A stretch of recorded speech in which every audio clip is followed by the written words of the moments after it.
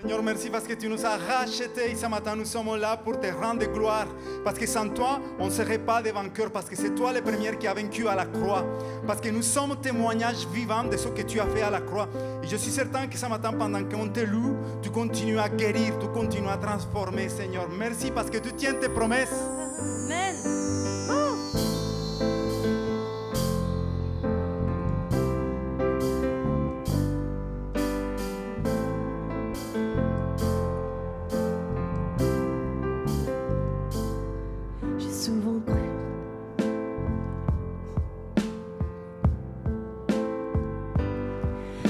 Chercher à mériter mon grand amour par mes efforts.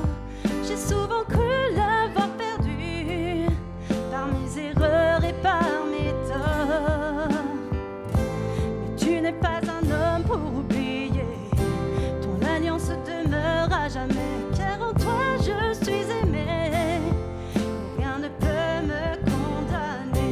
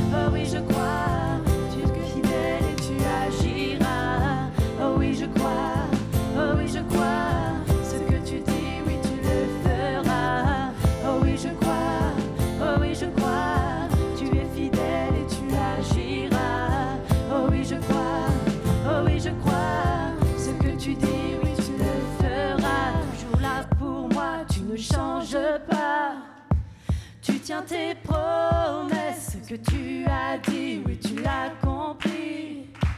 Tu tiens tes promesses, Dieu, tu es fidèle, ta parole est certaine. Ce que tu as dit, oui, tu l'accomplis. Tu tiens tes promesses envers toujours là pour moi, tu ne changes pas. Tu tiens tes promesses, ce que tu as dit, oui, tu l'accomplis. Tu tiens tes promesses, Dieu, tu es fidèle, ta parole est certaine. Ce que tu as dit, oui, tu l'accomplis. Tu tiens tes promesses envers moi. Tu tiens tes promesses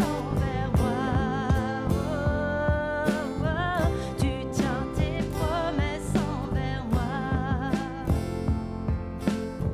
Tu tiens tes promesses envers moi. Tu tiens tes promesses envers moi. Tu tiens tes promesses envers moi.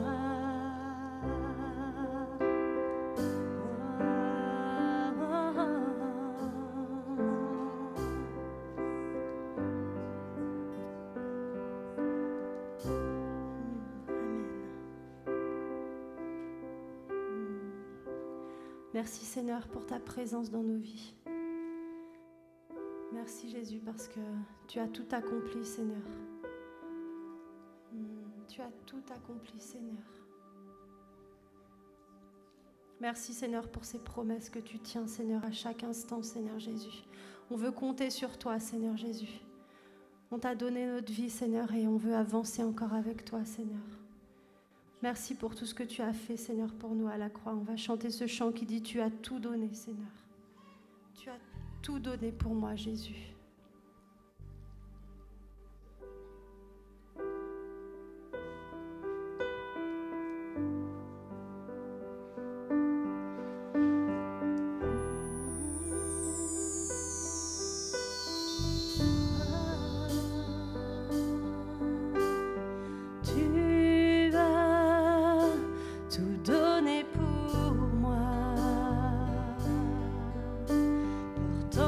Tous mes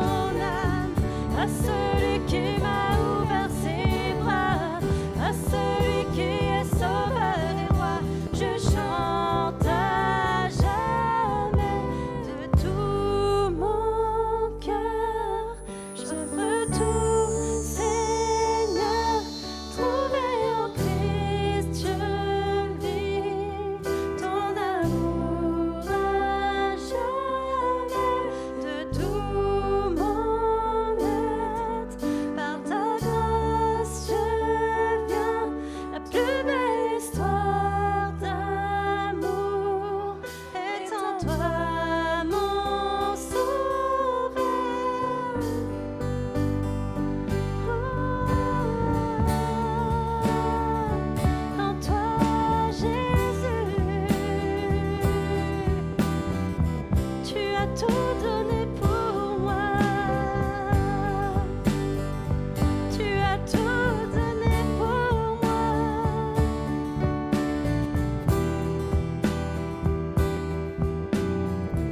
On va reprendre à celui qui a sauvé mon âme, à celui qui m'a ouvert ses bras, à celui qui est sauveur et roi.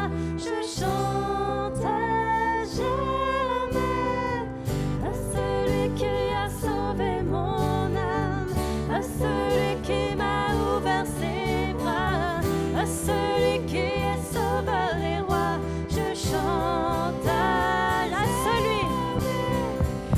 celui qui a sauvé mon âme, à celui qui m'a ouvert ses bras, à celui qui est sauveur et roi. Je chante à jamais de tout mon cœur. Seigneur, trouvé en Christ, je vis ton amour à jamais. De tout mon être, par ta grâce, je viens. La plus belle histoire d'amour est en toi, mon sauveur. De tout mon cœur, j'offre tout, Seigneur, trouvé en Christ, je vis ton amour à jamais.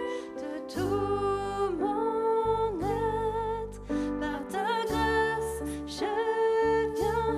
La plus belle histoire d'amour est en toi, mon sauveur.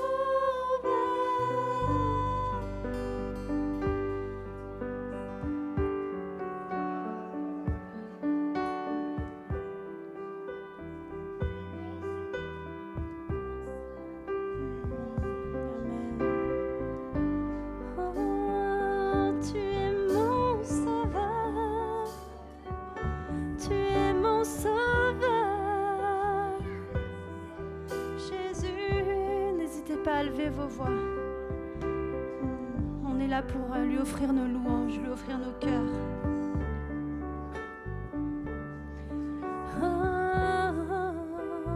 Merci Seigneur parce que tu as tout accompli à la croix. Merci parce que tu nous offres la vie, la victoire, l'amour. Et on ne veut pas se priver de ces choses. On veut venir se servir dans ta présence parce que tu nous les as déjà donnés sur un plateau. On a juste à les prendre alors. Alors oui, je veux prendre ma part et je veux te bénir, je veux te louer pour tout ça. Père, on te remercie pour ta présence. On ne veut pas fermer nos bouches et que toute pensée aujourd'hui qui nous dit que c'est trop dur, il y a un certain jugement devant le fait de dire que Jésus, tu as tout donné. Alors on veut condamner ces pensées, on veut ouvrir notre bouche pour déclarer avec notre langue, avec notre cœur entier que Jésus, tu as tout donné. Tu as tout donné. Tu as souffert. Tu as été livré aux mains des impies, à ceux qui étaient pécheurs. Et comme un mouton qu'on mène à l'abattoir, tu n'as rien dit. Et aujourd'hui, nous voulons élever la voix. Nous ne voulons pas nous taire. Nous voulons dire, tu es le ressuscité. Amen. Tu es vivant. Tu as vaincu la mort. Tu nous as donné la liberté par le moyen de la foi. Alors, qui peut nous taire? Personne. Alors, toute pensée contraire, tout mensonge et toute chose qui empêche de dire au travers de chacune de nos vies que Jésus est le roi, que Jésus est le Seigneur, nous les condamnons, nous les brisons et nous disons que nous sommes libres de déclarer haut et fort que Jésus est notre roi, que Jésus est souverain.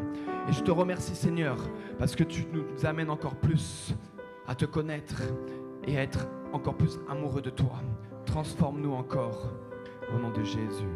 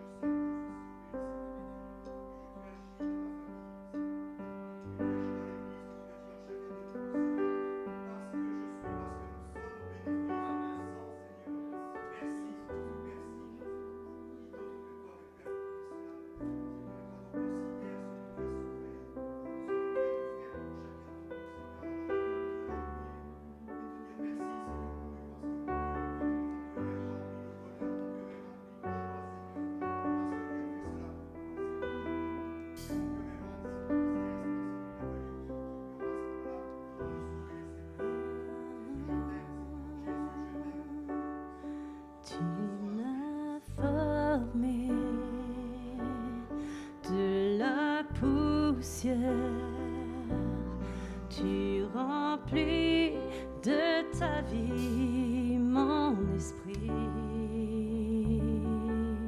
Tu m'as guidé vers ta lumière. Tu remplis de ta vie mon esprit. Je viens chanter pour glorifier ta majesté. Je viens t'adorer.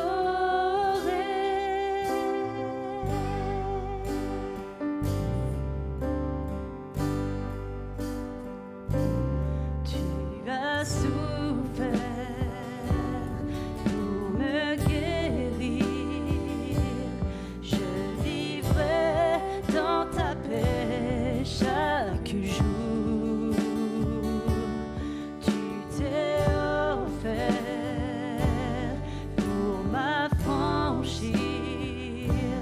Je vivrai dans ta paix pour toujours. Je viens chanter pour glorifier ta majesté. Je viens t'adorer. Je viens chanter pour glorifier ta majesté. Je viens t'adorer.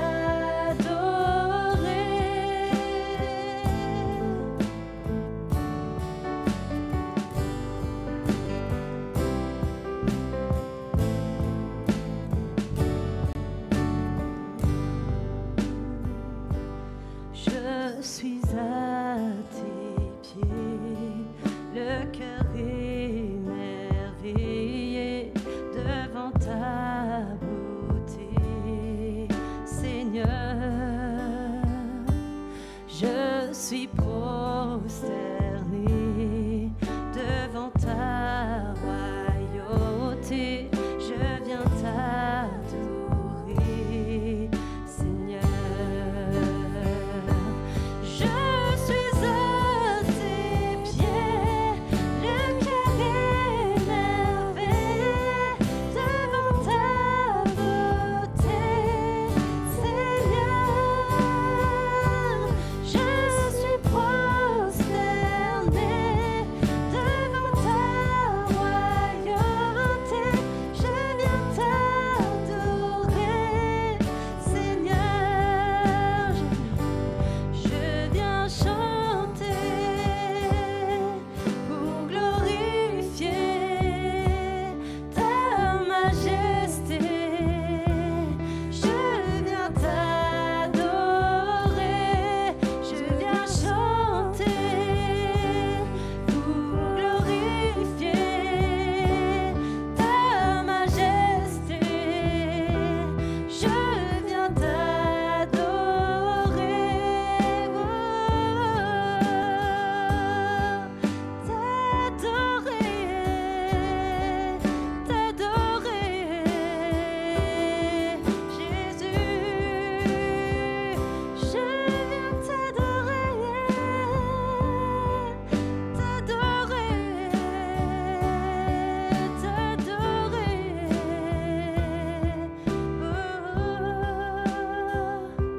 Je viens je viens chanter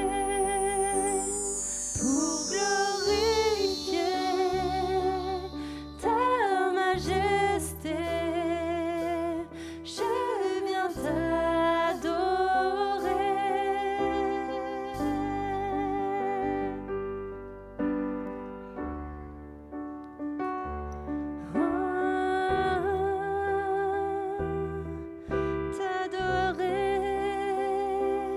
Je viens chanter pour glorifier ta majesté. Je viens t'adorer. Oh.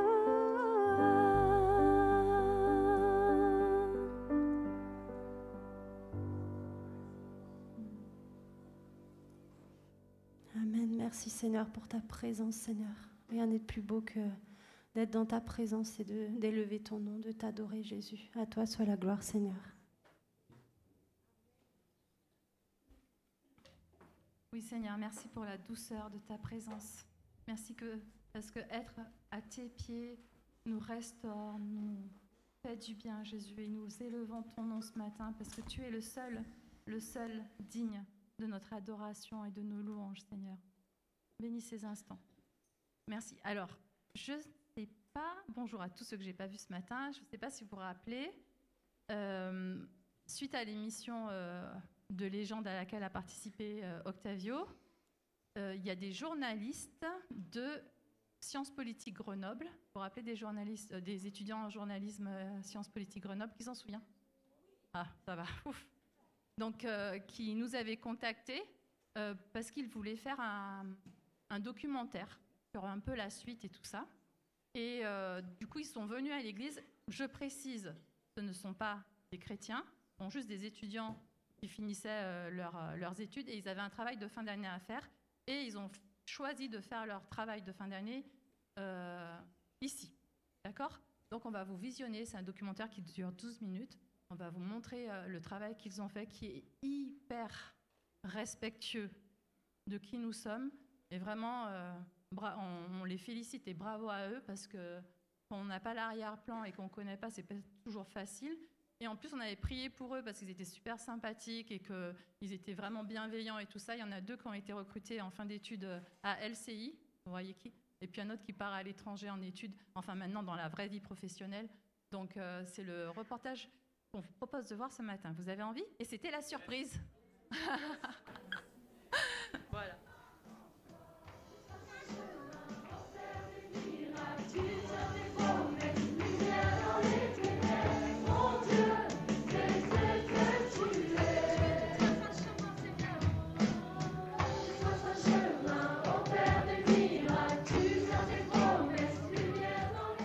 Me llamo Octavio, vengo de Colombia, de la ciudad de Cali. Soy pastor en una iglesia protestante evangélica en Chambéry. Devant toi, Seigneur. Voilà ma foi comme elle est. Mais je suis certain que toi, Seigneur, toi, tu vas me faire passer à un autre niveau. Todo ese pasado lo cambié para vivir la fe.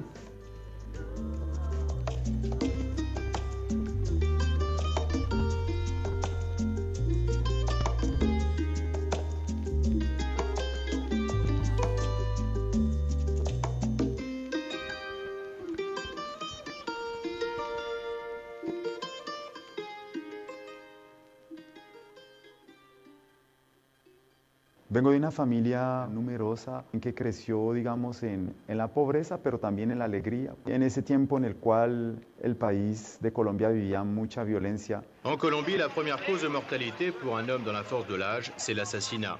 En 1988, 11 700 personnes sont tombées sous les balles des tueurs. Que todo comenzó cuando una hermana mayor, ella decidió irse de la casa. Cuando regresaron a la casa, mi hermana mayor, yo noté que llegó con un hombre que la acompañaba, que tenía un coche, que tenía modo de vida diferente. Veía yo que estaba en una buena situación económica. Y poco a poco me di cuenta que mi cuñado estaba en este medio del narcotráfico. Y es ahí donde nuestra familia poquito a poco entró en ese terreno. Yo me dije, mejor yo también tengo una oportunidad para poder ganar dinero, para poder tener poder, para poder mostrar que a pesar que soy joven puedo hacer algo. Y en ese momento estaba el apogeo de lo que eran Pablo Escobar, los Rodríguez, todas estas personas que estaban en el medio del narcotráfico. Era un momento en el cual también vivía con, digamos que la muerte me importaba un poco porque estaba yo armado y muchas veces cuando salía de mi casa, a lo mejor me decía yo, si tengo que hacerle mal a alguien, lo hago. Yo no llegué hasta el punto de quitarle la vida a nadie, gracias a Dios, pero sí está un espíritu muy agresivo. En ese mundo, en ese medio, tú crees que encuentras una familia. Tú hacías parte del cartel, si tú trabajas en ello, encontrabas ese ADN que podía ser comunitario.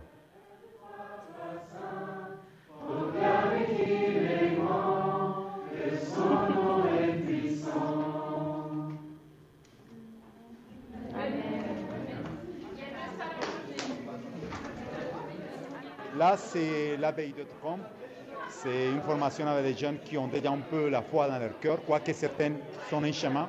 Mais je trouve que l'actualité de notre histoire est de pouvoir changer les choses négatives de quelqu'un qui a vécu des situations difficiles. Quand je rencontre des jeunes comme ça, le but c'est vraiment apporter un message et les impacter. Ils sont sensibles à ça, ils sont en demande de ça.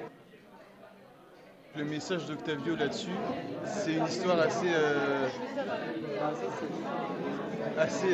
déplaçante et surprenante de comment Dieu est venu descendre sur lui dans sa vie. Yo estuve en esta misión allá en el sur de Colombia trabajando en estos campos de cocaína. Teníamos la materia prima, la primera materia, y la teníamos que llevar a un laboratorio artesanal a varios kilómetros de distancia. Yo me fui con un camarada, un compañero de trabajo, me dice, Octavio, haz tu última oración. Y yo estoy sorprendido, yo le digo, ¿qué pasa? Y me dice, mira, allá hay unos guerrilleros que están armados y nos van a matar. Cuando yo miré estos hombres que estaban ahí listos para tirar sobre nosotros, yo simplemente miré al cielo y yo dije, toc, toc, si hay alguien ahí arriba, si tú existes, hazme una señal, dame una oportunidad. Yo sé que este mundo en el que estoy no es el mío y si tú me salvas de esto, voy a quitar este medio. Y a mi grande sorpresa, estos hombres cuando trataron de tirar sobre nosotros, las armas se quedaron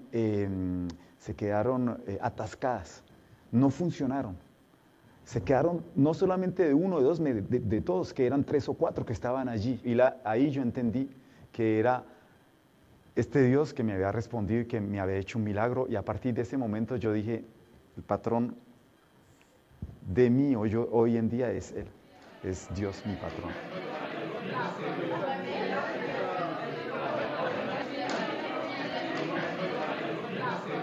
Il y a plusieurs jeunes qui vont témoigner, ils vont dire ce qu'ils ont vécu avant. Certains ont vécu beaucoup de culpabilité, donc ils vont dire avant j'étais dans la culpabilité, aujourd'hui je suis plus dans ça. D'autres vont dire j'étais peut-être dans la pornographie, aujourd'hui je suis libéré de ça. Donc voilà, c'est un moment spécial pour vivre aussi des témoignages.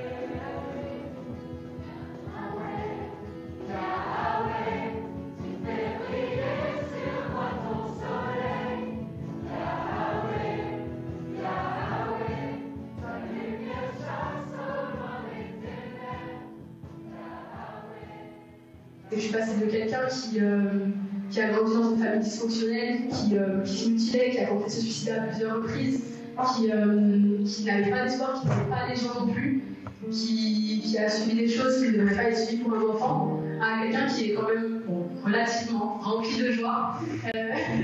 Cristina a été un très beau encouragement pour notre église parce que quand on a commencé l'église Acte dans notre salon, c'était l'une des premières personnes qui arrivaient. Me di cuenta que en Dios y en los valores de Dios podía encontrar los verdaderos valores de una comunidad que no espera nada, pero que ama de un amor incondicional. Octavio, c'est une personne que je respecte énormément et du coup, pour moi, c'est assez important de l'accompagner parce que j'en apprends toujours. Et puis, j'ai aussi envie d'être un soutien pour les autres. Chez les jeunes, je pense que ça intrigue énormément. Parce que les gens ne s'attendent pas à ce que quelqu'un qui avait la même vie que lui devienne chrétien, tout simplement.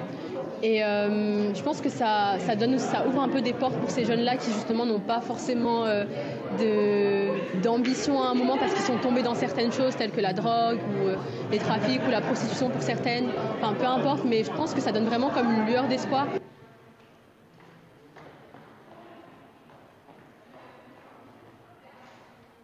Des choses comme ça m'ont aidé vraiment à me réconcilier, me pardonner aussi, à passer à une autre étape. Et surtout, je pense que c'est quand j'ai découvert que Dieu, il offre aussi le pardon de nos péchés. Ça aussi, ça a été une vraie étape pour moi. Et je pense que ce terme pasteur aussi, c'est un peu ça, c'est vraiment avoir un cœur pour les autres. Et avec Nathalie, mon épouse, on s'est rendu compte qu'on aimait beaucoup apporter des solutions, accompagner les gens, surtout les jeunes. Quand on avait autour de nous quelqu'un qui était en souffrance ou avait des besoins, on était prêt à aider.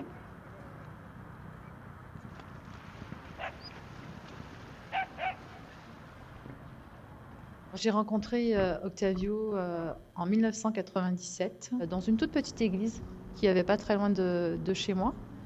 Les gens avaient peur de son histoire. Et je comprends avec le recul,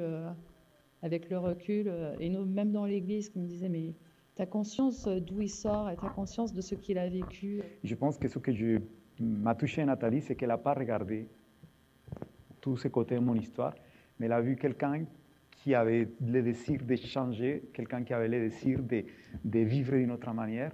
Et ensemble, on a commencé à réécrire un peu cette histoire. Ce que lui, il a, la sensibilité qu'il a, est importante pour moi. Et je pense que certaines choses que moi, je possède peuvent être un vrai éclaircissement pour lui. C'est notre force aussi. Moi, je trouve qu'il a toujours cette espérance sur la vie, cet optimisme qu'il a toujours gardé. Et puis, je suis super fière de son parcours parce qu'il est arrivé sans rien, en fait. Et il a tout gravi. Donc, moi, j'ai beaucoup de fierté quand je le regarde. Et je me dis que j'ai eu raison de faire confiance à la vie parce qu'il ne m'a pas déçue et qu'il m'a amenée en sécurité toutes ces années. Donc, ouais.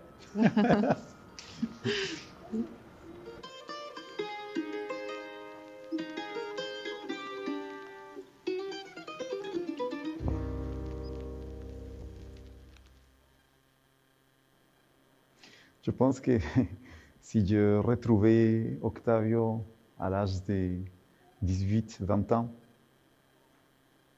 dans la rue, wow, je pense que je ne pourrais pas lui dire « arrête », je ne pourrais pas lui dire le pousser à vivre une autre chose, parce que c'était son choix qu'il était en train de vivre par rapport à son environnement, ce qu'il était. Mais par contre, je pense que je lui dirais plutôt, c'est une question très difficile à tout humain.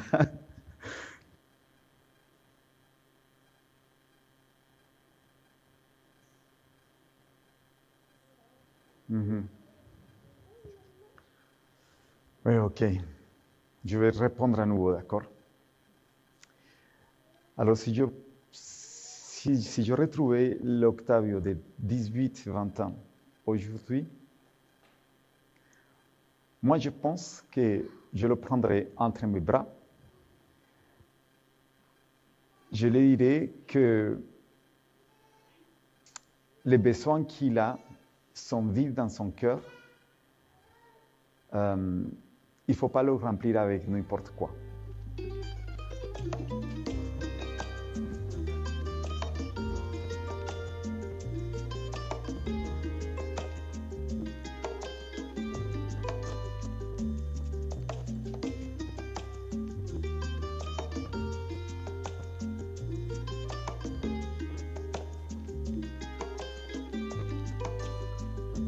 Je vais remercier à Baudin, Lucas, Edouard et à Fabien qui ont beaucoup travaillé sur ça. Et je voudrais qu'on puisse les applaudir à eux même s'ils ne sont pas là. Parce que ces trois jeunes qui ont pris des risques, et vous savez quoi, les jours où ils ont présenté ces documentaires dans la salle de cinéma à Grenoble, il y avait beaucoup de gens qui étaient là. Et ils ont pris des risques parce que c'est le seul groupe qui a pris le risque de parler, de laisser. En fait, le but, ce n'était pas vraiment faire sur mon histoire, mais plutôt de voir ce qu'aujourd'hui on vit dans l'Église. Et en fait, ça impactait beaucoup de personnes qui étaient là, de voir des jeunes, de voir l'église, de voir tous ces témoignages de vie. Et ils n'avaient rien à gagner, plutôt peut-être ils avaient choisi quelque chose, un reportage assez difficile, parce que parler de la foi, mettre en valeur la foi, ce n'est pas évident. Donc on les bénit, je pense que Dieu va les bénir, va faire de eux des grands journalistes. Je voudrais ce matin venir accueillir Bastien et Maud qui sont là ce matin avec ses femmes. Et vraiment, c'est un couple merveilleux, extraordinaire. Ils nous ont très bien accueillis pendant la conférence à l'église de Centre-Lyon. Et depuis ce moment-là, il y a eu un pont qui s'est créé, quelque chose qui s'est créé. Et c'est beau de savoir qu'il y a des jeunes familles comme eux qui servent Dieu. Et je pense que les enfants vont passer, Nathalie. Oui, avec Géraldine, les enfants vont passer. Donc, tous les parents qui veulent laisser les enfants avec Géraldine qui est là derrière, nous les bénissons parce qu'ils vont continuer les cultes aussi là avec Géraldine. Et je vais vous donner quelques annonces de notre église rapidement pour donner la parole à Nathalie. La première, c'est que les dimanches. Ouais, c'est bon. Ouais, mardi. Mardi, tous les mardis pendant l'été, on continue ouvert pour le temps de prière. Donc, on ne fait pas des vacances. On sait que c'est une petite équipe, mais ce n'est pas grave. Il fait très chaud, ce n'est pas grave. On est là encouragé à prier, mais on finit avec un petit apéritif frais tout le temps. Donc, ça va. Mais la présence de Dieu nous rafraîchit aussi. Donc, tous les mardis à 18h30 jusqu'à 20h, temps de prière, louange, adoration. On continue. On continue aussi notre étude biblique sur le livre de Josué. Ça se passe par Zoom tous les jeudis à 20h45. On est sur le dernier chapitre là. Mais si vous voulez vous rejoindre une soirée, vous pouvez le faire parce qu'il n'y a pas besoin d'avoir fait les autres cours. Donc, le livre de Josué, 20h45 par Zoom les jeudis. On a aussi un espace qu'on a laissé pour qu'on puisse inviter nos amis. Vous savez, parfois, c'est plus difficile d'inviter quelqu'un un dimanche matin à l'église pour lui dire « Viens découvrir mon église ». On vient, je vais te partager un peu la foi. Plutôt un espace comme ça, peut-être que c'est beaucoup plus parlant. Et donc, c'est pour ça qu'on a fait le samedi 5 juillet une matinée branche et témoignage. Donc, vous avez vu passer dans le message du groupe que Nathalie a envoyé pour qu'on puisse participer, apporter de quoi partager et faire une bonne branche. Mais il y aura 2 témoignages puissants de vie qui vont vraiment beaucoup parler aux personnes parce que c'est des témoignages qui, parfois les gens dans la rue, ceux qui ne connaissent pas Dieu, sont en train de vivre eux-mêmes des situations de rupture, des situations dans lesquelles ils doivent comprendre leur identité. Et donc, inviter des personnes autour d'un temps de louange très intimiste aussi, donc ça va être vraiment intimiste, très beau. Donc, venez et pensez à quelqu'un, priez pour quelqu'un, et que le Saint-Esprit vous montre à qui vous allez inviter le samedi 5 juillet. Donc ça va se passer à quelle heure? 11h, c'est ça? 11h, vite. Alors, on a aussi notre camp de rentrée, non? J'attends, je m'adapte aussi, c'est lequel je suis à Audi, non. La journée plage, oui. 14 juillet, qui veut bronzer? Alors, le 14 juillet, on a prévu une journée plage, c'est une journée détente, une journée relationnelle. Et si vous voulez venir, on va se donner rendez-vous dans quelle plage, Nathalie? Parce que là, je n'ai pas en tête. La plage Bon Vent. Donc, c'est à Novales. Donc, c'est dans les lacs de Aigueblet, c'est ça. Donc, le samedi 14 juillet, c'est un lundi. Donc, oui, lundi férié. Lundi 14 juillet, à quelle heure? Voilà, notez s'il vous plaît. C'est un temps privilégié pour passer du temps, venez avec vos enfants, venez avec des choses à partager, on va passer une journée super à nous bronzer. Alors, on continue. On a aussi, à la fin de l'été, les camps de rentrée, je pense que c'est la prochaine diapo. Et en fait, je voulais vous dire quelque chose. Est-ce que tu peux poser la question à la personne qui est à côté? Est-ce que tu es inscrit au camp de rentrée? Pose la question. Et il voit qu'est-ce qu'elle te répond. Elle va te dire oui, non, pas encore. En fait, vraiment, avec Nathalie, on vous encourage à vous inscrire. C'est vraiment un espace, tout un week-end dans lesquels on va vivre les relations. Bien sûr, il y aura des temps de louanges, de prières aussi, mais surtout un temps relationnel. Et je pense que ça booste. L'année dernière, on l'a fait. Il reste 2 jours pour s'inscrire. Parce que c'est vrai qu'elle doit payer là-bas. Donc, s'il vous plaît, si la personne qui est à côté t'a répondu, je ne me suis pas encore inscrit, écoutez, si la personne qui est à côté t'a dit, je ne me suis pas encore inscrit ou j'ai oublié, tirez-le l'oreille. Allez-y, prenez-le l'oreille, dites-lui, il faut s'inscrire. D'accord? Voilà, il faut s'inscrire. Vraiment, soyez réactifs. Inscrivez-vous parce que c'est vrai que Nathalie doit envoyer tous ses papiers. C'est bon? Je pense que c'est bon. Ah, il y a encore une autre. Oui. Le dimanche 27 juillet, notez ça. C'est le seul dimanche où l'église est en off, mais c'est le seul dimanche de tout l'été. Par contre, ce qu'on vous encourage, c'est que prenez cette matinée pour inviter votre voisin, prendre une grillade avec vous. D'accord? Prenez ce dimanche matin pour aller trouver quelqu'un, vivre la communion fraternelle aussi. Invitez-vous les uns les autres et dites, ah bon, tout au long de cette année, je travaillais à côté de telle personne, dans la louange, dans la vidéoprojection, ainsi. Allez, on va se faire un petit barbecue, on va se faire quelque chose ensemble. Donc, profitez de ce dimanche pour vivre la communion fraternelle. Donc, il n'y aura pas de culte ce jour-là, mais le culte sera chez vous, dans vos maisons. D'accord? Je pense que je finis. Non? Encore? Ok, oui, c'est vrai. Vous voulez participer à notre vie d'église, on a les boîtes qui sont là. Soyons généreux parce que Dieu a montré déjà sa générosité dans nos vies de manière quotidienne. Donc, si vous voulez participer à notre église pour les dépenses, pour tout ce qu'on doit investir aussi au niveau du loyer, au niveau aussi de mon salaire, parce que je suis béniment, je suis tellement béni de savoir que, je peux le dire avec fierté, je suis salarié de l'église Acte. Et je vais célébrer Dieu pour ça. Alléluia, Seigneur, merci. Mais c'est grâce à vos dons, c'est grâce à vos dons et à votre fidélité. Et on peut faire plein de choses. Là, on est dans le projet, sûrement acheter un ordinateur parce que vous voyez, avec celui-là, il manque un petit peu de force. Mais voilà, il y a des petites choses qui sont là, mais Dieu reste toujours fidèle. Donc, je laisse la parole à Nathalie parce que ce matin, il va nous partager une pensée que Dieu a mis dans son cœur. Et je veux juste qu'on puisse la bénir. Seigneur, merci pour ce temps de parole. Merci parce que tu es fidèle à tes promesses et parce que tu nous parles au travers de ta parole. Je prie que ce matin, nos cœurs soient ouverts au nom de Jésus-Christ. Amen. Amen. Merci Seigneur pour ces moments. Alors, le titre, est-ce que vous l'avez vu? C'est voilà, Dieu reste souverain.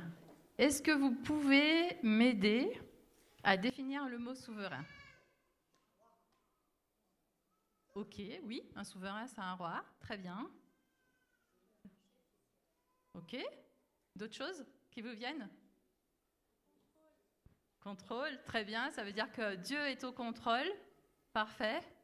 D'autres choses? Il règne, bravo, il règne. Donc, il règne sur toute chose. Vous êtes d'accord? Il règne sur toute chose. Donc, c'est exactement ça. C'est Dieu, il règne sur toute chose. Il a toute autorité. Et il est au contrôle de toutes choses. Maintenant, j'aurais dû dire, Dieu est souverain, parce qu'il est souverain. C'est sa nature, c'est son identité, c'est qui il est. Il est souverain. Vous êtes d'accord? Donc pourquoi le verbe rester? Je vous écoute. Comment? Ouais, ça pourrait, mais pourquoi pas dire tout simplement, il est souverain, il reste souverain. Parce qu'on l'oublie, oui, ça pourrait aussi. Alors moi, j'ai choisi de mettre le verbe, un verbe d'état, Dieu reste souverain, parce que peu importe ce qui se passe, les circonstances, ou même ce que tu fais ou que tu ne fais pas, lui reste souverain. Et ça ne change rien. Il est pleinement souverain. Est-ce que vous voyez la nuance en fait? Ça veut dire qu'il peut se passer plein de choses qu'on ne comprend pas. Les hommes peuvent prendre plein de décisions qu'on ne comprend pas. On peut nous-mêmes faire des choix qu'on ne comprend pas. Ça ne va rien changer au fait que Dieu reste souverain. C'est lui qui a le contrôle et c'est lui qui règne. Et je trouve ça intéressant de le dire comme ça, parce que des fois on pourrait dire, il est souverain, ok, je sais, mais bon, par contre, s'il se passe ça, voilà. Non, Dieu ne perd pas le fil, et il garde un contrôle sur toute chose.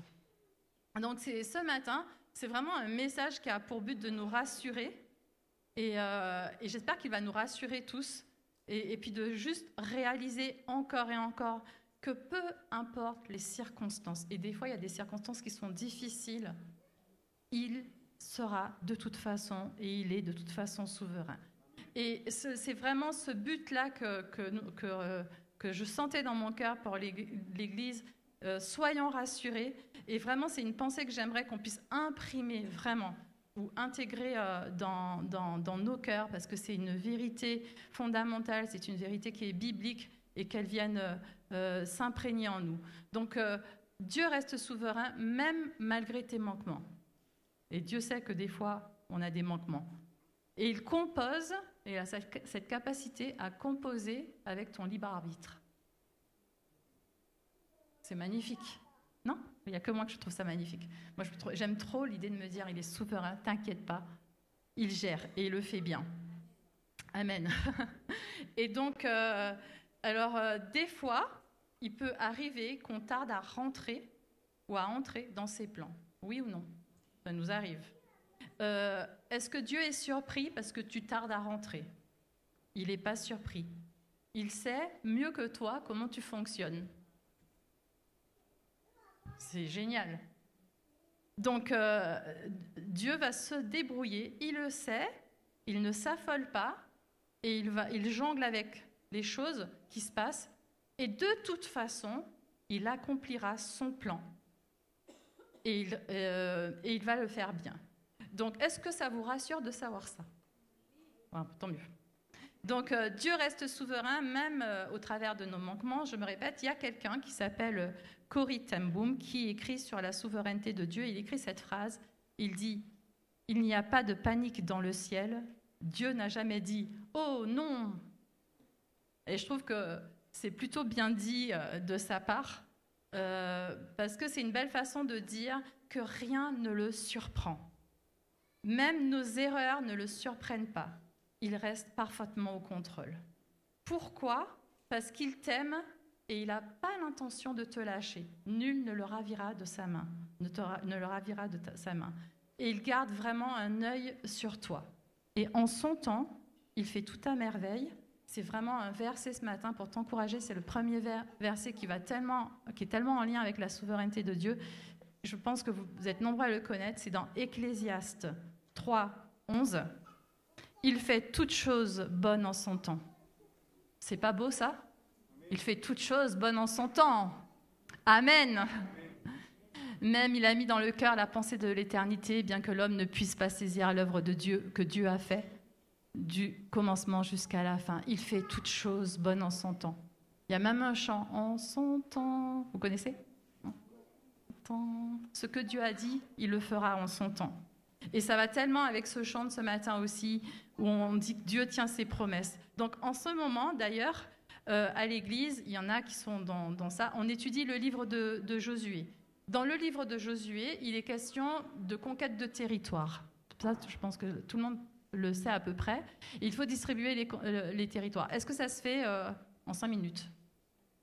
Non, ça met un certain temps finalement. D'ailleurs, c'est beaucoup de chapitres à lire sur ça. Et est-ce qu'il y a des obstacles à conquérir les territoires? Tout plein. On a mis plein d'obstacles. Est-ce que, comme il y a des obstacles, évidemment, le peuple d'Israël, par certains moments, est super découragé. Mais est-ce que, à la fin, pour ceux qui ont lu la fin du livre, ils n'ont pas pris tous possession de leur territoire? Tout le monde a pris possession de son territoire. Malgré les aléas, malgré des choses, Dieu avait fait une promesse à son peuple. Il avait dit à son peuple, tu vas hériter de la terre promise. Et il s'est passé plein de choses, et ça n'a pas été comme ça. Mais par contre, peu importe ce qui pouvait se passer, les adversaires qu'il y avait ou les choses, Dieu s'est débrouillé et la promesse s'est accomplie. C'est juste magnifique. Et je trouve que c'est un vrai encouragement pour nous. Et donc, Dieu est en train de te dire ce matin, je t'ai fait une promesse. Peut-être qu'il y a plein de bagarres ou des choses et que tu ne la vois pas pour l'instant, mais sache et sois certain que la promesse s'accomplira. Parce que quand Dieu dit quelque chose, il le fait. Donc, j'espère que ça vous encourage. Moi, ça m'a vraiment encouragée sur des choses que j'attends. Et l'objectif de Dieu, c'est vraiment que tu entres en possession du pays qu'il t'a donné. Et que tu entres dans les projets. Alors, tu peux foncer, lui faire confiance, parce qu'il a plus pour toi. Et en même temps, dans ce livre de Josué, c'est le seul verset que je vais lire, parce qu'on n'est pas dans l'étude de Josué, c'est Josué 18:3, je l'ai souligné en plus jeudi, c'est pour ça que je l'ai écrit là, mais il dit, Josué dit aux enfants d'Israël, jusqu'à quand négligerez-vous de prendre possession du pays que l'Éternel, le Dieu de vos pères, vous a donné? Jusqu'à quand négligerez-vous de prendre possession du pays? Et en fait, ça m'a vachement interpellée comme façon, la façon dont Josué dit les choses. Et je me dis, mais en fait, je crois que des fois, Dieu nous dit la même chose. Il dit, mais jusqu'à quand tu vas négliger les choses et si tu te bougeais un peu et que tu entres vraiment dans le pays que l'Éternel t'a donné. Et je crois vraiment que des fois, on sait qu'il y a une promesse et puis on est passif et tu peux pas. Et c'est pour ça que Josué dit ça. Donc ne négligeons pas, le Seigneur t'a fait une promesse, ne négligeons pas les choses, la promesse arrive, mais tu as ta part à accomplir d'une certaine façon. C'est un peu ça aussi l'idée de ce verset. Et parce que la seule et unique volonté de Dieu, c'est que tu entres dans le pays qu'il t'a promis et il te dit encore et encore. Et je crois que tous les jours, il te dit entre, entre, entre. Vous l'entendez? Lui dire, allez mais vas-y, entre, c'est maintenant. Et c'est même maintenant, c'est pas à la rentrée en septembre, c'est maintenant, c'est aujourd'hui. Aujourd'hui, entre. Donc parce que souvent, on aurait tendance, bon, on verra ça à la rentrée. Non? Surtout, on verra ça à la rentrée. Entre. Entre maintenant. Alors pourquoi tu peux entrer maintenant? Parce que la première chose, c'est que Dieu a déjà tout accompli. Dieu a déjà tout accompli, donc c'est le peuple, et c'est nous, des fois, qui tardons finalement à répondre. Et c'est vraiment dans ce sens-là. C'est un peu comme si vous avez déjà reçu des cartes cadeaux. Personne n'en aurait. Et vous avez une carte cadeau parce que c'est Noël ou parce que c'est votre anniversaire, etc. Et puis vous la gardez dans votre sac un certain temps. Est-ce que vous avez déjà obtenu le cadeau? Qu'est-ce qu'il faut faire pour aller profiter du cadeau? Il faut prendre la carte cadeau et puis il faut aller au magasin. Si elle est dans votre sac pendant un moment, eh bien c'est exactement la même chose avec Dieu. Dieu, vous avez tout. À un moment donné, il faut prendre sa voiture, sortir de sa voiture, aller au magasin, faire un choix et revenir avec le cadeau et la dépenser. Ça vous est jamais arrivé d'avoir un avoir sur une carte cadeau et finalement il se dépense, il reste un petit peu et puis vous ne l'avez pas utilisé? Moi ça m'est arrivé une fois, d'avoir un truc qui restait un petit peu. Et en fait, finalement, il y a une date aussi. Alors, avec Dieu, heureusement, il n'y a pas de date, contrairement aux cartes cadeaux. Mais il faut l'utiliser, en fait. C'est vraiment cette idée-là, je veux dire, de répondre et d'entrer. Et tu peux le faire parce que le pays est déjà conquis. C'est qui est-ce qu'il a conquis? C'est Jésus qui l'a conquis pour toi. Et les promesses sont déjà accomplies. Alors, est-ce que vous savez tous, et ça, c'est une vraie question, est-ce que vous savez tous, je vous regarde, que la promesse est déjà accomplie? Vous le savez que la promesse est déjà accomplie? Personne n'en doute? Ah, c'est bien. Donc maintenant, il faut y aller alors. On ne peut pas vivre comme si elle n'était pas accomplie. Donc pourquoi des fois on vit comme si ce n'était pas acquis? Si tu es appelé à être la tête et non la queue. Et c'est un autre verset de la Bible qu'on va lire ensemble. Un très beau verset, Deutéronome 28, qui dit: l'Éternel t'ouvrira son bon trésor, le ciel, pour envoyer à son pays la pluie en son temps et pour bénir le travail de tes mains. Il va envoyer la pluie et il va bénir le travail de tes mains. Déjà ça, c'est pas mal, non? Oui? J'ai pas l'impression d'avoir de l'enthousiasme. Voilà. L'Éternel fera de toi la tête et non la queue. Tu seras toujours en haut et tu ne seras jamais en bas lorsque tu obéiras au commandement de l'Éternel ton Dieu que je te prescris aujourd'hui lorsque tu les observeras et que tu les mettras en pratique. Donc c'est conditionnel. Tu seras la tête et non la queue. Tu seras toujours en haut et tu ne seras jamais en bas.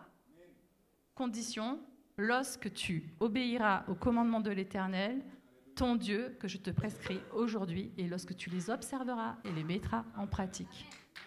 Amen.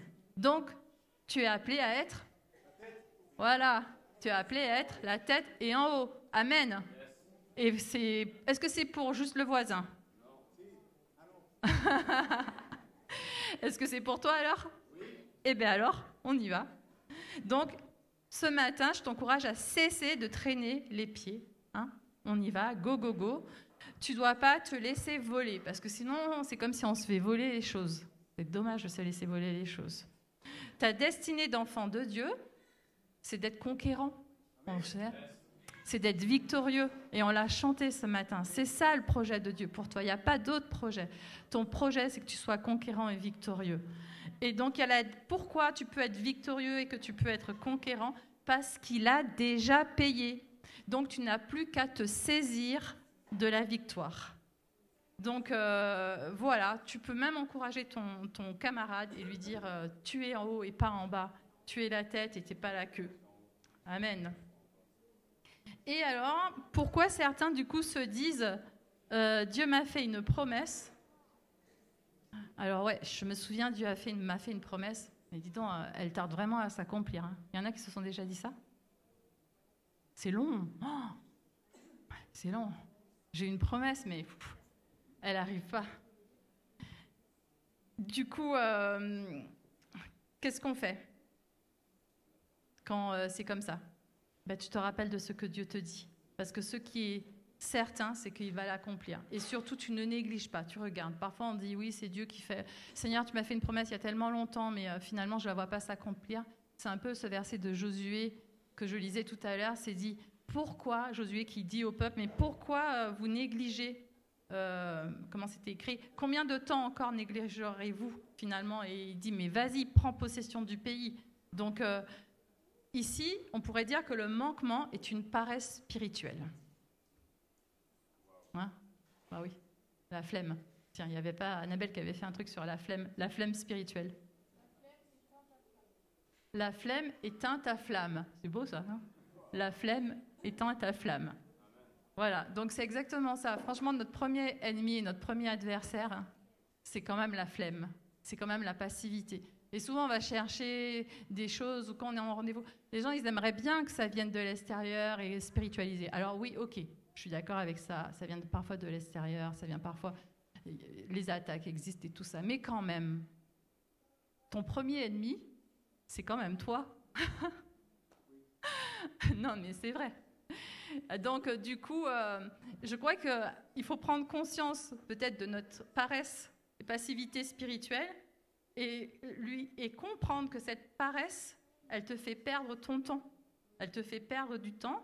Elle te ralentit dans quoi? Dans l'accomplissement de la promesse. Et c'est vraiment dommage. Donc, moi, je déclare qu'il n'y a plus de paresse spirituelle. Je déclare et je brise dans le nom de Jésus toute paresse spirituelle. Ok? Et tu n'as pas à être enfermé dans cette paresse, donc tu dis à ta paresse de dégager. Ok? Et tu avances, et je prie vraiment que la paresse ne te contrôle plus. Ne lui laisse pas de pouvoir dans ta vie. Ne la contrôle pas. Tu as pris un engagement, va au bout. Souvent, les gens prennent des engagements pour des petites choses, hein, des choses qui ne sont pas... Et en fait, ils commencent et tout d'un coup, tac, ça s'arrête. Souvent, on vérifie ça dans les petites choses. Et même, d'ailleurs, dans l'église, dans le service ou des choses, peu importe les choses, c'est tellement variable. Et en fait, on démarre tous à fond et tout d'un coup, ça s'arrête. Et je pense que c'est vraiment parce qu'à un moment donné, il faut y aller, en fait. Il ne faut pas lâcher. Sinon, la victoire, elle n'est pas complètement acquise, quoi. Et c'est vraiment un encouragement à se dire, allez Seigneur, je prie que ma paresse ne me contrôle plus et je reprends l'autorité sur elle. Tu sais que tu peux prendre l'autorité sur ta paresse. Donc prends l'autorité sur ta paresse. Dieu ne laisse pas son peuple, mais Dieu dans sa bonté, il sait qu'on est un peu paresseux. tous. Il le sait. Et il est tellement super. On a un Dieu tellement bon, c'est la bonté qui le qualifie, que tu penses qu'il va te laisser dans ta paresse? Ah, ouf, heureusement qu'il est là. Hein. Et donc, il ne te laisse pas dans la paresse, il ne te laisse pas t'endormir, et puis il ne te laisse pas dans ta négligence, parce que ce n'est pas le projet de Dieu. Dieu, qu'est-ce qu'il veut? Vous le savez maintenant. Il veut que tu entres dans ta promesse, donc il ne va pas te laisser, elle va s'accomplir. Il est souverain, il veut que tu entres dans ta promesse. Alors, qu'est-ce qu'il fait quand tu deviens paresseux? Eh bien, dans le cas d'Israël, là, que je vous disais avec le peuple de Josué, quand d'ailleurs Josué leur dit « Pourquoi vous négligez tout ça ?» et puis ils sont super paresseux, Dieu, il envoie Josué leur dire « Il est quand même juste extraordinaire. » Et Josué va leur dire « Allez, on se réveille là !» Et en fait, dans ta vie, ça va être la même chose. Dieu va toujours mettre celui qui est assis à côté de toi, là, qui va venir te dire « Mais allez, on ne se décourage pas, on y va. » Et en fait, Dieu met toujours quelqu'un à côté de toi pour booster et encourager l'autre à se réveiller et à ne pas rester installé dans cette paresse. Et tu es cette personne-là. Il n'y a personne qui est cette personne-là. Vous êtes cette personne-là. Ah ouais, c'est génial, c'est une belle mission, non? Réveille ton voisin. Réveille ton voisin. Donc, et tu lui dis, et tu vas le pousser finalement à se lever, à agir et à rentrer dans son héritage. Et même quand on manque de zèle, Dieu travaille à notre réveil par ses serviteurs du coup et par son esprit. Et vous ne trouvez pas que c'est toute notre histoire, ça? C'est pas que l'histoire de Josué avec ses histoires de territoire et des tribus. C'est vraiment l'histoire de tout le monde. J'ai l'impression que dans notre vie chrétienne, on avance, on est super encouragé, puis tac, à un moment donné, on se décourage et on perd la foi parce que c'est trop long, parce que, etc. Dieu envoie quelqu'un, on est à nouveau motivé, et puis ça, on est motivé un moment, et puis tac, on se décourage. Et puis à nouveau, il faut être remotivé. Et puis, c'est vrai. Et donc du coup, c'est pour ça qu'on a besoin d'être ensemble. Je parlais avec quelqu'un de l'Église qui ne trouvait pas trop le sens de l'Église, voilà.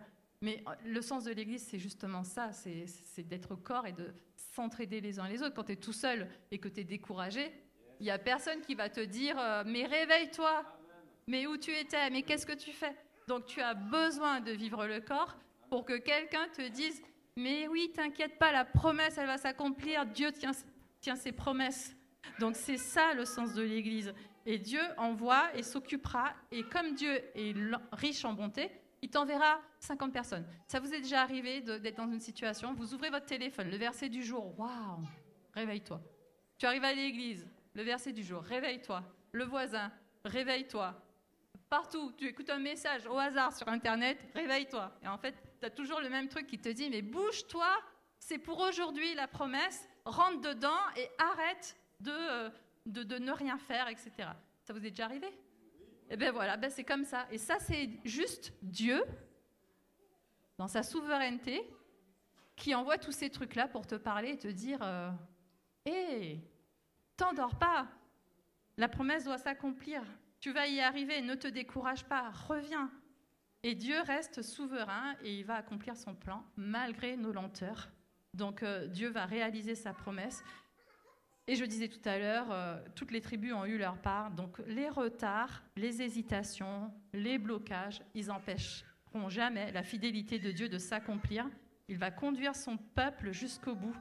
Alors, même s'il nous arrive, comme les tribus d'Israël, finalement, de ralentir, de procrastiner ou de négliger ce que Dieu nous a déjà donné, s'il a fait un appel, il t'a fait une promesse ou une bénédiction, il le fera. La bonne nouvelle, c'est que Dieu reste souverain, même dans ces moments où il agit pour nous réveiller, nous relancer encore et encore. Je vais demander à l'équipe de revenir pour conclure. Et puis, voilà, je veux dire, Dieu ira jusqu'au bout de ce qu'il a commencé, pas à cause de ta perfection, mais à cause de sa fidélité. C'est pas à cause de ta perfection, mais c'est à cause de sa fidélité. Dieu est fidèle. Et s'il dit un truc, c'est qu'il sait que tu es capable et que tu rentreras dedans. Et j'aimerais vous laisser un verset, un très beau verset pour votre semaine et pour méditer. Et voilà, notez-le. Notez-le, c'est dans Philippiens 1. Regardez, il est affiché. Je suis persuadée que celui qui a commencé en toi, cette bonne œuvre la rendra parfaite pour le jour de Jésus-Christ. C'est pas beau? Et ça, c'est une vraie promesse. Je suis persuadée que ce que Dieu a commencé dans ta vie, il va l'amener jusqu'au bout. Parce qu'il est Dieu. Et c'est vraiment un verset pour te dire ce matin, accroche-toi, Dieu est au contrôle. Parfois, on ne comprend pas, ok. Des fois, on comprend vraiment, vraiment, vraiment pas. Des fois, on a l'impression plus de revenir en arrière plutôt que d'avancer. Tout est au contrôle de Dieu. Je parlais avec quelqu'un cette semaine qui me disait, mais c'est difficile, telle chose et tout ça. Et je disais, mais tu sais, parfois, Dieu utilise ce truc difficile pour encore façonner ton cœur, pour encore travailler ton cœur, pour encore te faire grandir. Donc, ne vois pas les choses, ah mais c'est juste difficile. Juste laisse Dieu faire, il est au contrôle. Il va utiliser ça pour grandir en toi et pour que la promesse justement s'accomplisse et s'accomplisse bien. Donc j'espère que ça vous encourage. On a pris le chant que Isabelle avait pris mardi soir. Voilà, qui vraiment pour juste dire au Seigneur, tu es au contrôle et je te fais confiance.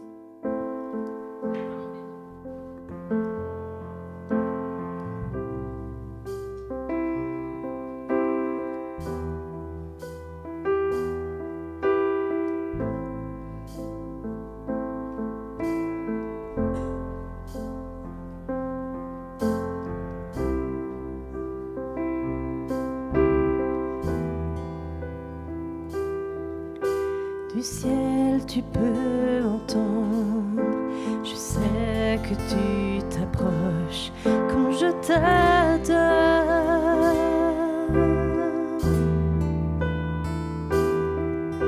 Et pris par ton amour, le vent, les vagues viendront, mais je demeure. Je lève les mains vers les cieux, je te donne mon cœur, je dirai à mon âme, tu es Dieu de tout. Si les mers se déchaînent, tu parles et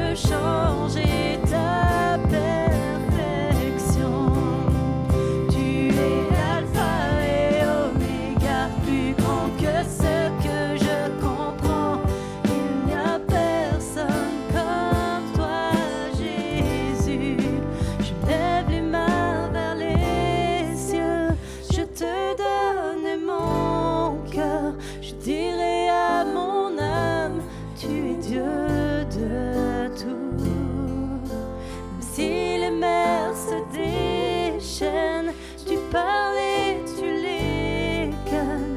Tu es mon repos, tu es au contrôle. Je lève les mains vers les cieux, je te donne mon cœur. Je dirai à mon âme, tu es Dieu de tout. Même si les mers se déchaînent, tu parles et tu les calmes. Tu es mon repos, tu es au contrôle. Je lève les yeux vers les cieux, je te donne mon cœur. Je dirai à mon âme, tu es Dieu de tout. Si les mers se déchaînent, tu parles et tu les calmes. Tu es mon repos, tu es au contrôle.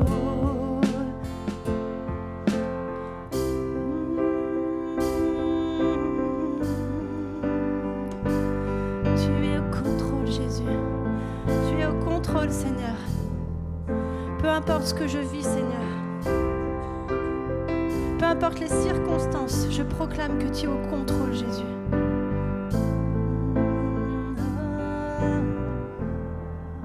Je lève les mains vers les cieux, je te donne mon cœur. Je dirai à mon âme, tu es Dieu de tout. Même si les mers se déchaînent, tu parles et tu les calmes. Tu es mon repos, tu es au contrôle. Tu es mon repos, tu es au contrôle. Tu es mon repos, tu es au contrôle. Alléluia. Amen. On te fait confiance, Seigneur, ce matin. Quand on prie, on parle de la souveraineté de Dieu. Jusqu'à quel point on peut lui faire confiance. Je vais finir avec cette histoire de quelqu'un qui pratiquait le funambulisme. Et c'était un gars qui était très connu dans ce domaine-là. Et un jour, il a posé la question à la foule: qui parmi vous pense que je peux traverser? Il avait mis une corde entre une falaise. Est-ce que je peux traverser cette falaise sur cette corde avec les yeux bandés? Et tout le monde a dit, la foule a dit, ouais. Il traverse la falaise. Puis après, il revient. Et les gens l'applaudissaient.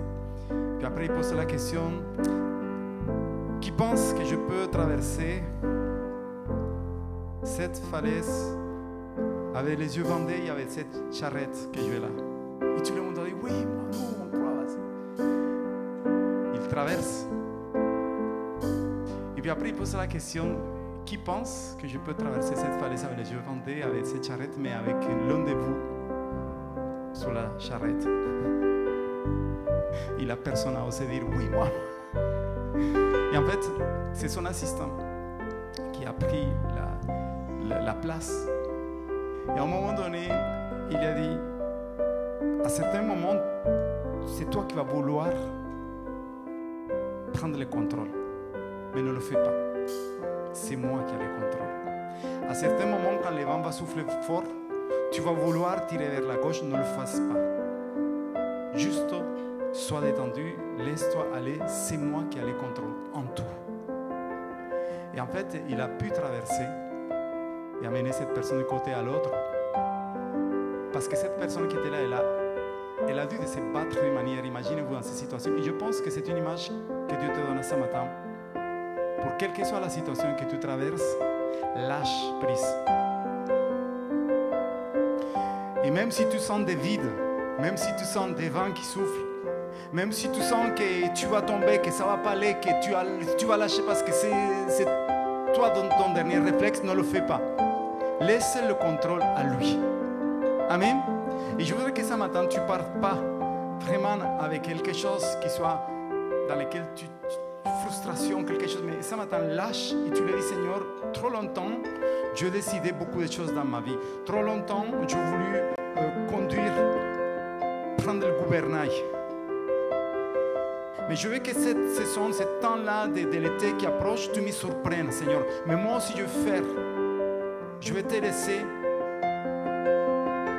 le gouvernail de ma vie. Je vais te laisser m'amener et je vais te faire confiance. Est-ce que tu peux juste dire cette prière avec moi? Ouvre ta bouche, regarde la situation que tu es en train de vivre et dis-lui, je te fais confiance, Seigneur. C'est une prière de foi. Vraiment, c'est une prière de foi. Il n'y a que les vaillants, les violents qui saisissent les promesses. Alors dis-lui au travers de cette prière que tu lui fais confiance. Seigneur, entends ton peuple. Entends ton Église qui te fait confiance ce matin. Seigneur, c'est ça ta souveraineté. Parce que là, il y a nos limites, tu vas plus loin que nous. Parce que ce n'est pas par nos forces, ce n'est pas par nous-mêmes, mais c'est toi, Seigneur. Et je prie que ce matin, tu prends la place dans chaque cœur, dans chaque vie qui est là. Au nom de Jésus-Christ. Lâche prise. Tu vois la situation, la réalité, on appelle ça, mais ne vois pas la réalité. Dieu voit la vérité des choses. Entre la réalité et la vérité, il y a une différence. Peut-être qu'aujourd'hui, tes enfants, la situation de maladie, elle est là dans la réalité. Mais la vérité qui est en train de venir du ciel pour changer, elle se déclenche au moment où tu les laisses le contrôle. Amen. Seigneur, je demande que ce matin, la vérité des choses qui sont dans le ciel soit maintenant, Seigneur, relâchée sur chaque situation, sur chaque vie, sur chaque situation de couple, de famille, sur les mamans qui prient pour les enfants, sur la maladie, Seigneur. Maintenant, au nom de Jésus-Christ. Au nom de Jésus-Christ, viens nous visiter avec cette onction fraîche du ciel. Nous bénissons les personnes dans les réseaux qui reçoivent aussi l'onction. On finit, ce culte, on le finit dans les réseaux, soyez bénis. Et là, on finit aussi, on va bientôt finir, mais